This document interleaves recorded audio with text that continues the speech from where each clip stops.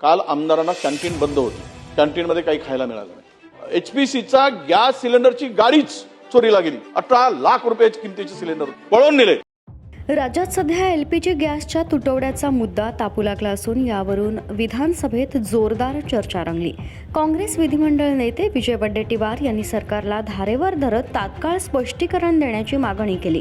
वडेट्टीवार म्हणाले, राज्यात गॅसचा प्रचंड तुटवडा निर्माण होत असून सर्वसामान्य गृहिणींमध्ये भीती आणि अस्वस्थतेचं वातावरण निर्माण झालंय। एकीकडे सरकार विकासाच्या गप्पा मारत असताना दुसरीकडे जनतेसमोर चूल कशी पेटवायची हा प्रश्न समोर उभा राहिलाय। काल रात्री विधानसभेचं कामकाज 1 ते 1:30 वाजेपर्यंत सुरू होतं, मात्र त्यावेळी आमदारांसाठी कॅन्टीनही बंद होतं आणि त्यांना जेवण मिळालं नाही। पुढील 2 दिवसात हॉटेल्सही बंद पडण्याची शक्यता आहे। काल HPC गॅस सिलेंडरनं भरलेली गाडी चोरीला गेली, ज्यामध्ये सुमारे 18 लाख रुपयांचं सिलेंडर होतं। परिस्थिती अधिक गंभीर झाली आणि युद्धजन्य वातावरण निर्माण झालं तर भविष्यात अत्यंत भयावह परिस्थिती निर्माण होऊ शकते। सरकार काय करतंय अशा परिस्थितीत? राज्य असताना आता सरकारकडून निवेदन आलं पाहिजे। महाराष्ट्राला जनतेला सांगितलं पाहिजे की आता काय परिस्थिती आहे, आपण कसा मार्ग काढणार आहोत। काही बचत करायची असेल तर ती कशी करावी यावर सरकारनं लवकरात लवकर स्पष्टीकरण द्यावं।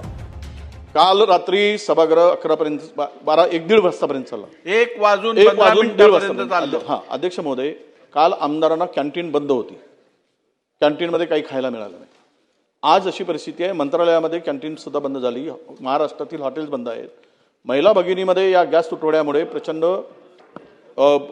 अस्वस्थता आहे आणि दर तर वाढवलेच। अध्यक्ष महोदय, मुंबईतील, नागपुरातील 30% हॉटेल बंद झाली।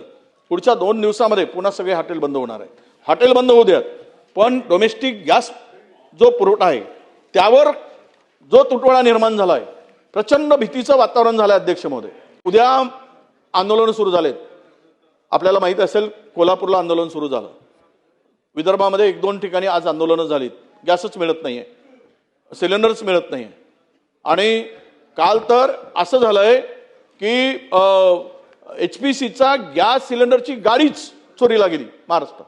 18 लाख रुपयाची किमतीचे सिलेंडर होते, पळून नेले आणि मुंबईत सुद्धा पुरवठा बंद आहे। मग इतकी भयावह परिस्थिती असताना सरकारकडून निवेदन आलं पाहिजे, सरकारने निवेदन केलं पाहिजे, महाराष्ट्रातील जनतेला सांगितलं पाहिजे की आता काय परिस्थिती आहे आणि ह्या परिस्थितीतून आपण कसा मार्ग काढणार आहोत। आता आपल्याकडे उपलब्धता किती आहे, तुटवडा कसा निर्माण होणार आहे, काही वाचवायचं असेल, सेव्हिंग करायचं असेल तर त्या सुद्धा सूचना सरकारकडून मिळाव्यात आणि निवेदन व्हावं अशी आमची आपल्याकडे मागणी आहे। अध्यक्ष महोदय।